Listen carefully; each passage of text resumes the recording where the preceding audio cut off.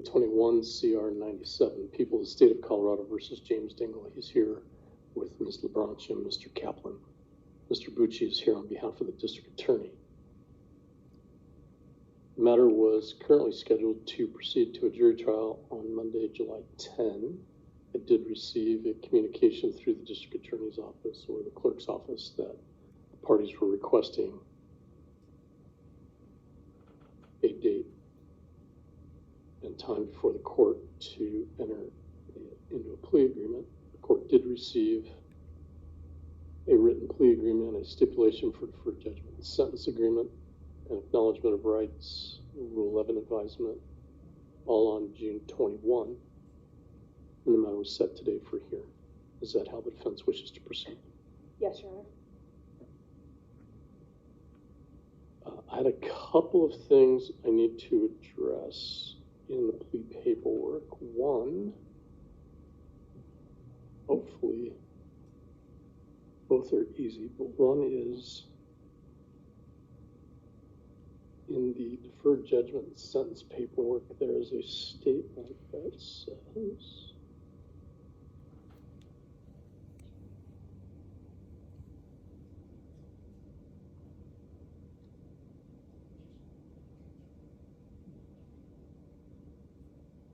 somewhere in here, there's a statement about transferring probation in New York. So I think it's paragraph 6, but it's the second page, right above number 7. Thank you.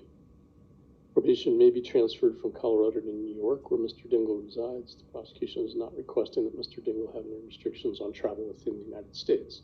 This is all well and good, but I suspect counsel know and have already talked to Mr. Dingell about this, but I just want to put it out there. There's an interstate compact, which is kind of like a treaty between all of the states that people can move around, and if they're on probation, they can ask the new state to supervise them on probation. But there's no guarantee. The new state has to accept you on probation. If the new state does not accept you on probation, you could be required to remain in Colorado. Now, it's pretty rare and unusual, but the times I've seen it happen almost always involve deferred judgment and sentence agreements, which you have. Now, I've seen plenty of times when it was transferred also, so I'm not trying to alarm you, but I just want you to know I can't order New York to take you on probation. The probation department here would like, assuming we go forward with everything today, they'd like to meet with you right away, which I would ordinarily require you to do anyhow. And their office is on the bottom floor of this building on the opposite side, by the parking lot side. They will give you a pass so you can go back to New York right now, but they'll tell you the same thing, that New York has to accept you, and if they refuse to accept you, you can't be in New York on Colorado probation. Questions about that? First time you're hearing this? Yep. Well, we can also request another state. Absolutely. Yeah. I know last I knew, Montana, not that that's what anyone would think, but Montana won't supervise deferred judgments on felonies, ever.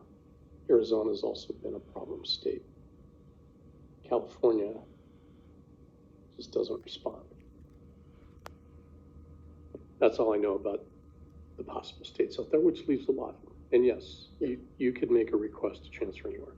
The fact that you already reside in New York, is my understanding, ought to grease the skids adequately. But I just am making sure you know I can't order you to do that. And the way this agreement reads, it's sort of, because I'm going to be signing it, sort of sounds like Judge O'Hara is ordering that you can go to New York. Okay, so that was one. The other one, Mr. Bucci, I hope you know about this already. But there's a statute, which I'm happy to share with you if you need it, that requires 1622-103 is the statute.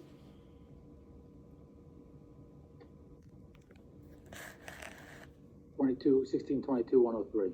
Yeah, I'm not sure, I don't know if it's in the DA's is.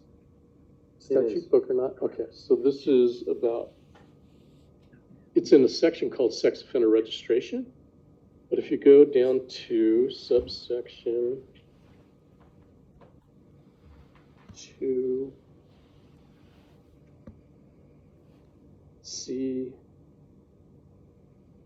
Roman numeral 2, be able to get there with that? 2C, Roman numeral 3. Advisement. No, right above that, Roman numeral 2. Yes. I think it's still part of the statute. Yes, so, Your Honor. So it reads, if a person is charged with unlawful sexual behavior or with an offense that meets the description in subparagraph A or B of subparagraph 1 of this paragraph C, I'll just tell you that it does. The court may accept a plea agreement to an offense that does not constitute unlawful sexual behavior, which is what's being proposed today, only if the district attorney stipulates the underlying factual basis of the offense, which the person is pleading guilty, does not involve unlawful sexual behavior. The other exception is not applicable. And I just want to make sure you're prepared to do that today. Yes, Your Honor, that was contemplated as part of the plea agreement, as indicated in the paperwork, and my office does understand that and is prepared to stipulate as such. So when you say I'm prepared to stipulate, is that the end of what you plan to say? Or do you plan to explain to me how there's a factual basis otherwise? I can if the court requires it.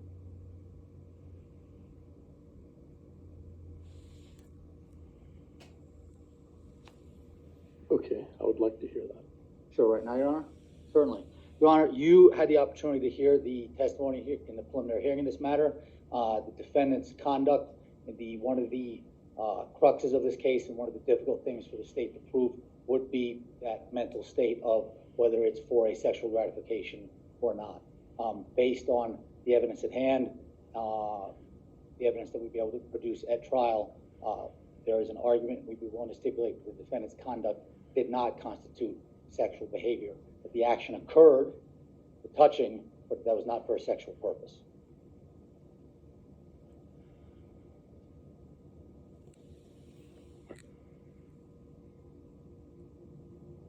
Was there any touching in particular that you were referencing?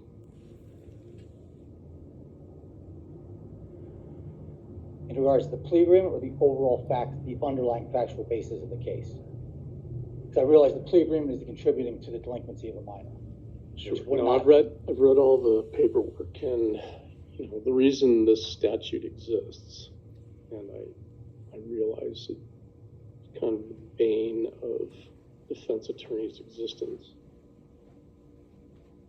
because it appeared to me the legislature was reacting to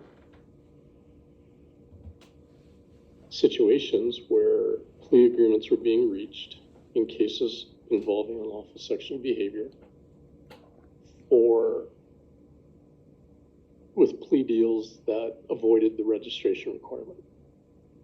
And the legislature didn't want that to happen unless the district attorney in this situation agrees that the factual basis of the offense is something other than unlawful sexual behavior.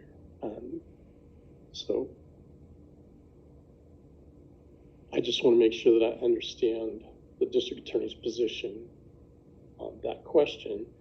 If the position is that none of the touching in this case, as alleged, constitutes unlawful sexual behavior, I understand the part about for the purpose of gratification. However, that can be implied from the acts, of course.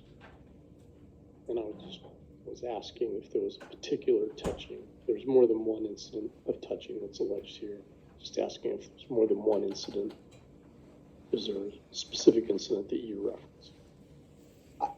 My comments about the touchings, I would articulate would encompass all of the touchings.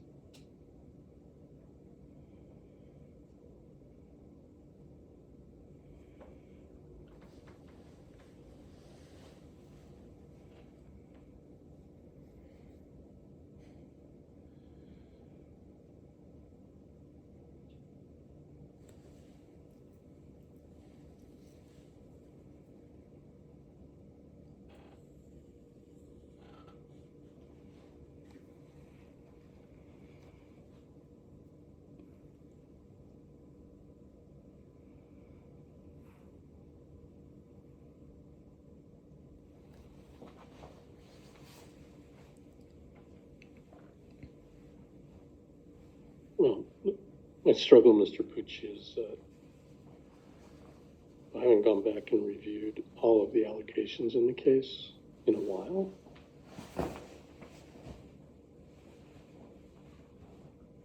But if, Certainly, Your Honor, I can try to define, let me think for a moment. I realize he's pleading guilty to contributing to delinquency of a minor, which would not inherently involve a touching, but based on the general factual underpinnings of the case. I think there's a safe assumption that it would have to involve some sort of touching, although I realize that in the plea paperwork, I think the defense stipulated a waive to a factual basis. and I think that that practice is specifically prohibited by this statute. That used to be the way we always did business. Understood.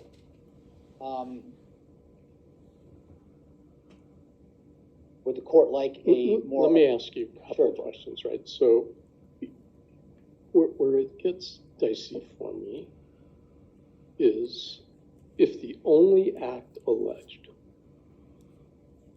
was that Mr. Dingle was grinding his pelvis against the bottom of an 8th grade girl while she was dancing, it doesn't seem to me that based on that, you could stipulate that there was another act that would constitute contributing to delinquency of a minor that avoids the label. There were statements attributed to Mr. Dingle. Of course, those statements themselves didn't involve any touching. I see, Your Honor. Is the question essentially, is it contributing to delinquency of a minor based on the statements as opposed to the touchings? Well, I think I have to be satisfied that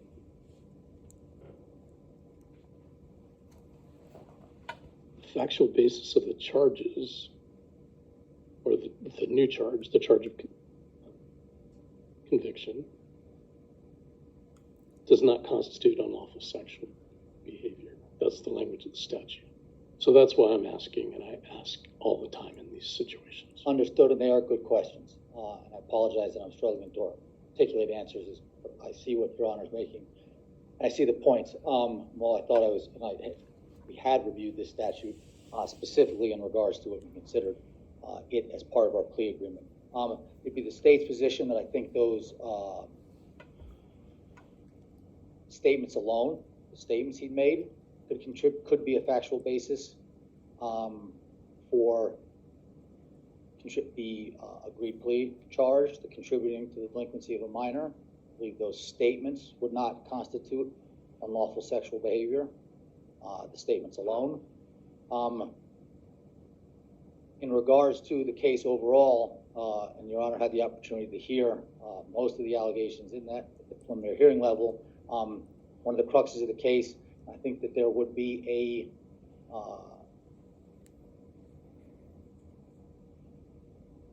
set of circumstances or a way to believe that the defendant's actions did not constitute unlawful sexual behavior.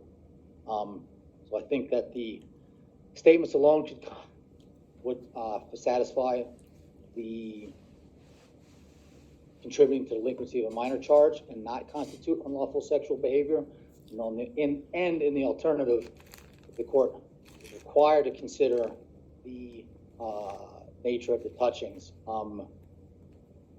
There's an argument to be made that they would constitute unlawful sexual behavior, but that would be the state's burden at trial. And there is an argument against that as well. All right. Well, I do think it's a closer call than other cases. The court will agree to proceed with an advisement regarding the proposed plea agreement. So, Mr. Dingle, I'm going to ask you a series of questions. The reason I ask these questions primarily is to make sure that you understand everything you're doing today and that you're doing it voluntarily. At any time, if you have questions you want to discuss privately with your attorneys, just let me know and we'll be happy to accommodate that. If you do answer my questions, you must answer them truthfully. You understand? Yes, Your Honor. Are you under the influence today of any alcohol or drugs of any kind? No, Your Honor. Do you have any mental health issues or difficulties that might interfere with your ability to understand what we're doing? No, Your Honor. You've been represented by Mr. Kaplan, Ms. LaBranche. Am I saying your name right? Yes, you are, Your Honor. Thank you. Are you satisfied with their representation of you? Yes, Your Honor. Mr. Dingle, I suspect that you know all the things I'm going to be talking about, but I have to do it out loud with you in court. So please don't feel like I'm treating you like a child or something. Same thing we do in every single case. When someone pleads guilty to the commission of a crime, as you are proposing to do shortly, you give up several important rights. One of those rights is a right to remain silent, because as you know, with your trial pending, no one can make you talk about what happened here, and you have an absolute right to that. But if you plead guilty to this crime, out of your own mouth, you're going to tell me that you committed a crime, and when you do that, at least in part, you give up your right to remain silent. Do you understand that? Yes, Your Honor. The other really important right that you have that you would be waiving is your right to a jury trial. As you know, you have a trial scheduled to start on Monday. But if you go forward with this deal today, there's not going to be a trial in this case ever. If you plead guilty to the commission of this crime, you give up forever your right to a jury trial. Do you understand that? Yes, Your Honor. When you give up your right to a jury trial, you give up some other rights that you would have if the case went forward to trial. And that includes your right to have your attorneys ask questions of any witness presented against you. Your right to present evidence in your own behalf if you want to. If you wanted to call other people to testify, we would give you subpoenas at no cost to you that require them to be in court at a particular time. You would otherwise have the right to testify yourself if you chose to do so. And if you went to trial and you ended up convicted of a crime, you would have the right to appeal everything that happened in this court to a higher court, which is the Colorado Court of Appeals down in Denver. Do you understand that you would be waiving all of those rights if you plead guilty today? Yes, Your Honor. Your attorneys have provided a couple of documents to me that I want to review with you at this point. The first is called a plea agreement. It appears to have your signature dated June 21. And that agreement tells me that you're going to plead guilty to the charge of contributing to the delinquency of a minor. That is a Class 4 felony. You're going to have, as we were just discussing, an agreement that it does not involve, the factual basis for that plea does not involve unlawful sexual behavior. You're going to be placed on probation for a period of 2 years pursuant to another agreement called a deferred judgment and sentence agreement that we'll review.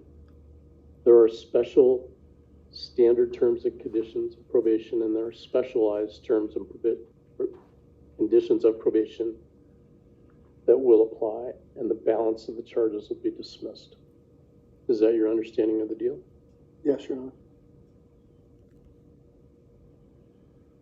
Your attorneys have also filed a stipulation for deferred judgment and sentence. This document appears to be 5 pages long, including the order. Appears to have your signature on it from June 21. And did you sign these documents? Yes, Your Honor. And before signing the documents, did you read and understand everything in the documents? Yes, Your Honor. And were your lawyers able to answer any questions that you had? Yes, Your Honor. So this document, Mr. Dingle, is an agreement between you and the district attorney's office and ultimately with the court. In exchange for pleading guilty to this offense, we're going to vacate the jury trial. You're going to be on probation for 2 years. If you do everything that you're supposed to do, at the end of that 2-year period of time, the charge and the case will be dismissed. That'll make it eligible at some point for you to seal the records in the case as well. And that's the good news about this agreement. But there is a downside also. And the downside is that you're pleading guilty today. And if you do not successfully complete the plea agreement, you would have to return to court. A conviction could enter against you on this charge, and you would be subject to resentencing. Do you understand that part? Yes, Your Honor. So this document contains a essentially your whole deal. You can't commit any crimes while you're on probation, of course, although they'll forgive you if it's a minor traffic offense of 6 points or less under Colorado law. You're going to be subject to supervised probation and all of the standard terms and conditions of probation. They're not listed here, but you could guess what they would be, I suspect. Things like, can't break the law, you need to meet with your probation officer as directed, can't possess weapons, you have to have permission to leave the state, things like that. You are specifically agreeing to undergo a mental health evaluation and follow and successfully complete any recommended treatment. I am assuming, although it's not listed here, that the jail sentence that would otherwise be an option for the court is not an option for the court under this deal. Am I right about that? No one exactly said no jail, but the box isn't checked. I'm making sure. Yes, Your Honor. Okay. That's correct, Your Honor. Okay. The district attorney's office has added a condition that you are agreeing to perform 40 hours of community service or useful public service within the first 6 months of your probation period.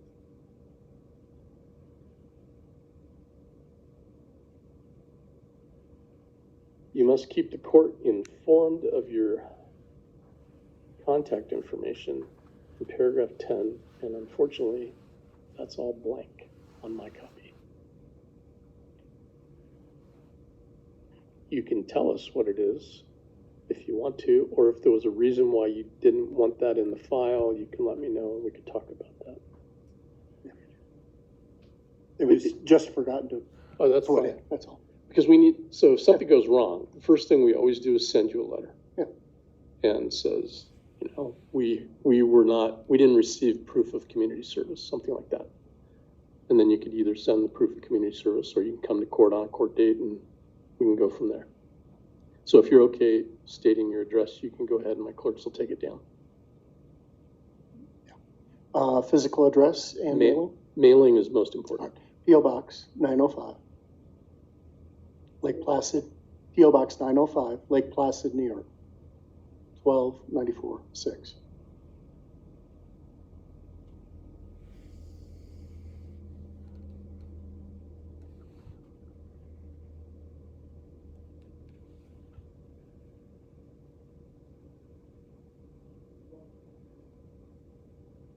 Right phone number. 970-389-8787.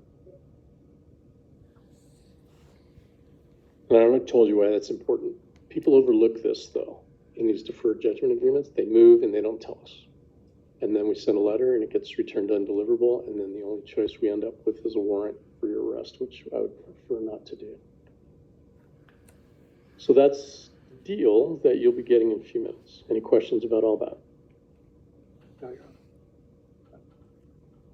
So the last document that we're going to review is this Rule 11 advisement or acknowledgement of rights. Doing okay? Yeah. Okay. We're fine. You're on. So this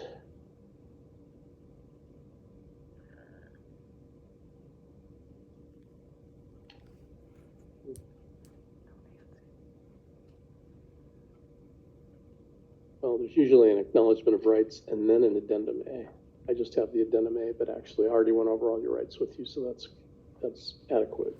So in the document that's in front of you there, it appears you also signed this document on June 21st. Is that right? Yes, Your Honor. And again, did you read and understand everything in the document first? Yes, Your Honor. So this document lists the elements of the offense of contributing to the delinquency of a minor. These are the things that the district attorney's office would have to prove beyond a reasonable doubt before you could be convicted of this offense at trial. And these are the things you are admitting to today by pleading guilty. Now, I understand that your lawyers have bargained for the benefit of an Alford plea, and this is important, and I want to honor it. So I'm not going, ordinarily I would ask someone, maybe, what did you do to violate this offense? Or are you admitting X, Y, and Z to plead guilty today? So I'm not going to ask you those questions. An Alford plea allows you to plead guilty to an offense that you maintain perhaps that you didn't commit at all in order to take advantage of a plea agreement that you have offered to you, the alternative to which would be a risk of conviction at trial and a much more serious consequence. Any questions about that Alford plea part? No, Your Honor. So the elements of contributing to the delinquency of a minor are that you, in the state of Colorado, on or about January through March of 2021, in Routt County, knowingly induced, aided, or encouraged a child under the age of 18 years to violate any federal or state law, municipal ordinance, or court order. Do you understand all of that? Yes, Your Honor. Pleading guilty to the commission of this offense does expose you under certain circumstances to a significant consequence, which could include a prison sentence. That can only happen if you violate your probation in this case.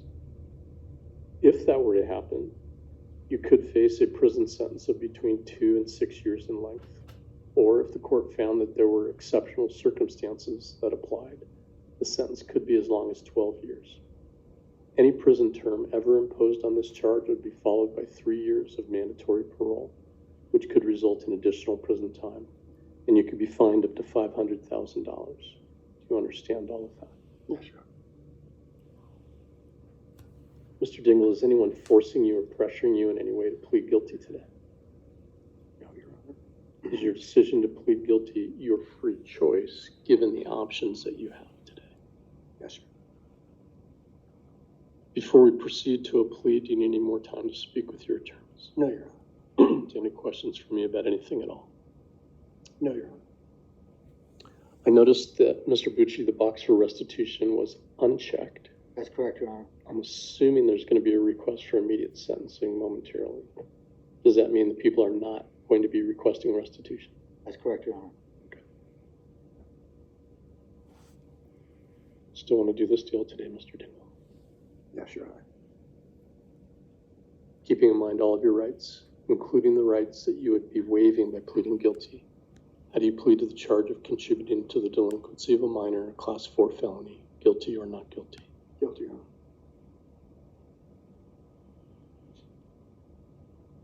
The court will find that Mr. Dingle understands his rights. He understands the elements of this offense and the possible consequences that he faces, both under the terms of the plea agreement and if he were to violate probation in the future.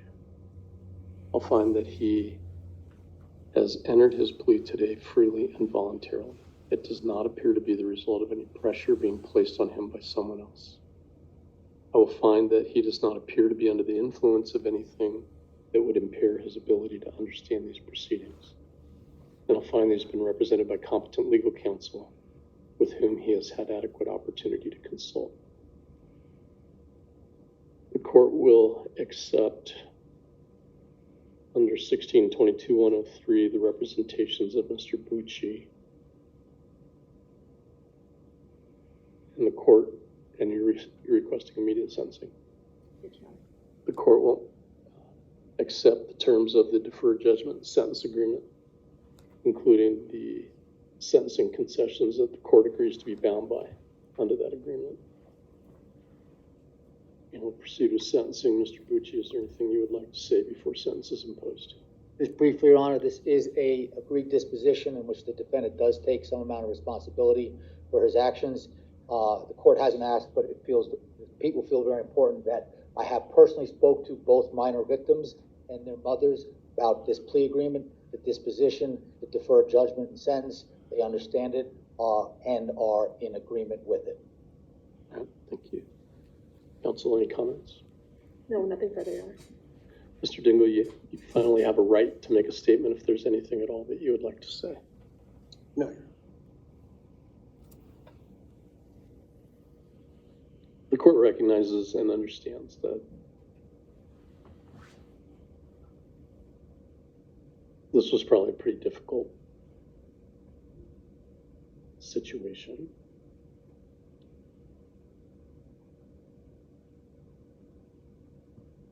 But it appears to be a reasonable way to resolve the matter. and with the specific findings that the court is making, appears to be a legal way to resolve the matter. So the court is going to place you on supervised probation for a period of 2 years on the terms and conditions spelled out in the deferred judgment and sentence agreement, as well as the standard terms and conditions of probation that all probationers are subject to. The court will note that the district attorney's office is waiving any request for restitution, which I believe is a binding and permanent waiver.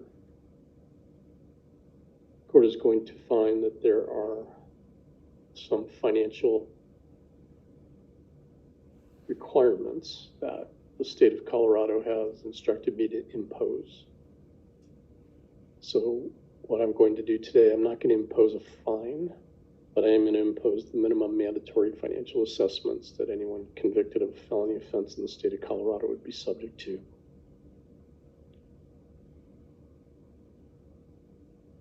Immediately after court today, you're required to do 2 things. One is to go down to the probation department. I will tell you that they're closed between 12 and 1. The other is to stop by as Amber here today. You know.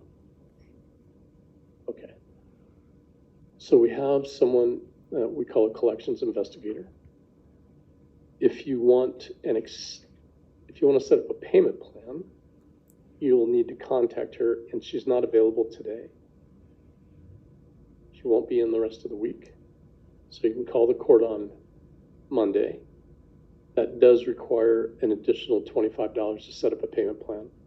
If you are not asking for a payment plan, you can make payment at the clerk's window downstairs.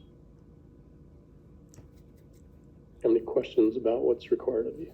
No, Your Anything else from the people today? No, Your Honor. Counsel?